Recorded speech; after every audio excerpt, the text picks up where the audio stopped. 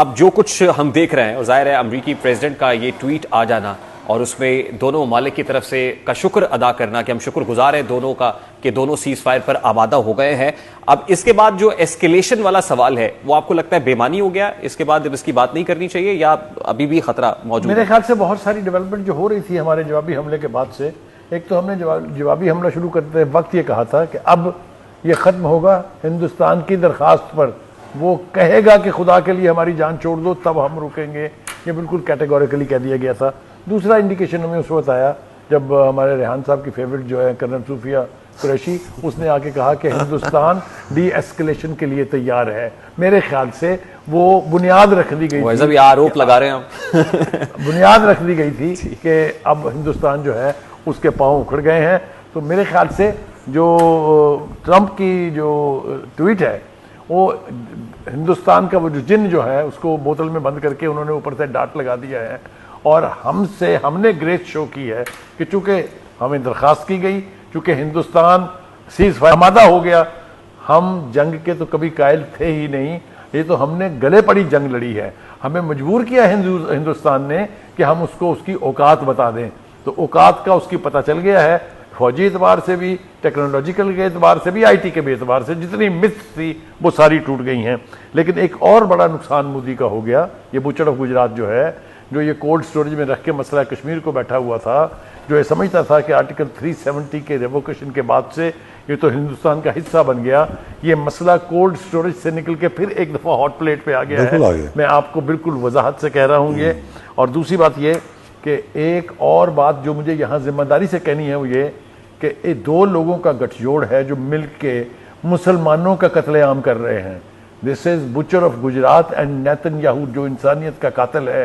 ये चाहे लिबनान है मुसलमान मार रहे हैं, चाहे शाम है मुसलमान मार रहे हैं, चाहे ईरान पर हमला है मुसलमान टारगेट है, चाहे फलस्तीन का कलाकमा है वहां मुसलमान टारगेट है, हिंदुस्तान में मुसलमान टारगेट है, कश्मीर में मुसलमान टारगेट है।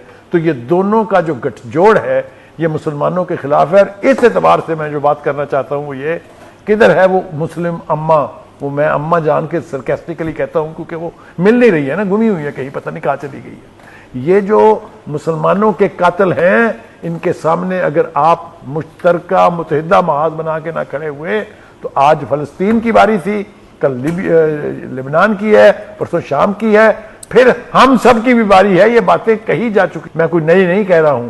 इराक के साथ क्या हुआ, अरब स्प्रिंग क्या थी, लिबिया के साथ क्या हुआ, ये सारे ड्रामे मुसलमानों के खिलाफ साजिश है। और ये दो लोग जो हैं जब तक इनका कला कमा करके भाई साहब यही से करेक्ट करेंगे। अमेरिकी सदर डोनाल्ड ट्रंप के उस ट्वीट की तस्दीक नायब वजीर आजम वजीर खारजा इसहाक डार साहब फायर पे आमादा हो गए हैं। ये ऑफिशियल कॉन्फर्मेशन समझी जाए क्योंकि नायब वजीर आजम इस्लामी जमहूरिया पाकिस्तान इसहाक डार साहब ये कह रहे हैं कि दोनों ममालिक यानी भारत और पाकिस्तान सीज फायर पे आमादा हो गए हैं। ये ब्रेकिंग न्यूज है। इससे पेशतर हमने ये खबर दी थी कि भारत की जानिब से ये ऑफर की गई है कि वो सीज फायर चाहता है, जिसके बाद अमेरिकी सदर डोनाल्ड ट्रंप ने ये ट्वीट कर डाली कि हम दोनों ममालिक के शुक्रगुजार हैं कि वो सीज फायर पे आमादा हो गए हैं। अब नायब वजीर आजम इसहाक डार साहब ने इस बात की तस्दीक, दोनों सीज फायर पे आमादा हो गए हैं। ये इंतहाई खुशाइंद इकदाम है, सैनिटी प्रिवेल की है, मेच्योरिटी है। जाहिर है इसके बाद अगर कुछ होता तो बहुत खौफनाक होता। अब अगर दोनों ममालिक सीज फायर पे आमादा हो गए हैं तो इससे बड़ी कोई बात नहीं हो सकती, नेक शगुन है। जंग तो खुद एक मसला है, जंग क्या मसलों का हल देगी, और हम जंग चाहते भी नहीं है, लेकिन जंग जब मुसल्लत की जाती है तो फिर हम बता देते हैं, हम बता देंगे आलम में संसार में कितनी ताकत है जज्बों की यलगार में। और हमारी जज्बों की यलगार ने बता दिया कि हम जंग चाहते नहीं है, मगर अगर आप हम पर जंग मुसल्लत करेंगे तो हम भरपूर अंदाज में जवाब देने के लिए भी तैयार बैठे हुए हैं। और जाहिर है दुनिया की बड़ी से बड़ी जंग, उसका इख्तिताम मुज़ाकरात की मेज पे होता है, और जब मुज़ाकरात नाकाम होते हैं तो फिर जंगें होती है। और $1 बिलियन क्वेश्चन ये है कि हम लड़ते क्यों हैं, जंगें करते क्यों हैं। बारकैफ ये एक बात है। नायब वजीर आजम पाकिस्तान इसहाक डार ये कह रहे हैं कि पाकिस्तान और भारत दोनों फरीकैन सीज फायर पे आमादा हो गए। का मतलब है कि गुज़श्ता रात से वो कहते हैं कि टॉक्स जो है वो चल रही थी, और these talks were mediated by the United states के जो इसके अंदर अमेरिका है वो सालिस का किरदार अदा कर रहा था। यानी मुसलसल बातचीत रात भर होती रही है, जिसका नतीजा अब निकल रहा है। मैं बिल्कुल ऐसे जी प्लीज बुखारी साहब। मेरे ख्याल से Trump has saved India's grace, there is no doubt about it at all.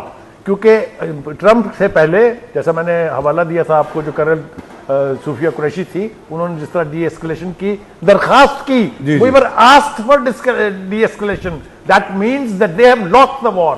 सो ये इबाम नहीं होना चाहिए। Thanks to Trump, mister Trump, he has ultimately done it. लेकिन ये बहुत बड़ी सेविंग ग्रेस दी है इंडिया को, because India was on the knees. India military might was ruined.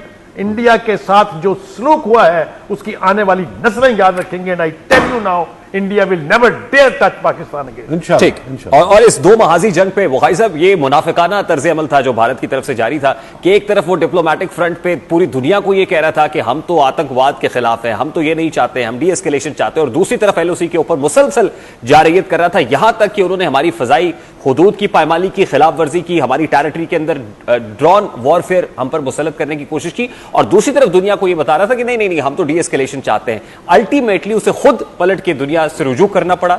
As Bukhari साहब जस्ट मेंशन कि वो ट्रंप हो, अमेरिका हो या दीगर अक़वाम आलम हो, उसे कहना पड़ा कि पाकिस्तान से ये कहिए कि अब आप मजीद आगे मत जाइए, और अल्टीमेटली उसका नतीजा ये है जो अभी हम देख रहे हैं। टाइप करें गूगली न्यूज के पेज पर सुर्ख रंग के सब्सक्रिप्शन वाले बटन पर क्लिक करना ना भूलिए। यूट्यूब पेज पर अपलोड होने वाली वीडियोस से बाखबर रहने के लिए बेल आइकन पर क्लिक कीजिए। आपको हर नई वीडियो के बारे में नोटिफिकेशन मौसूल हो जाएगा।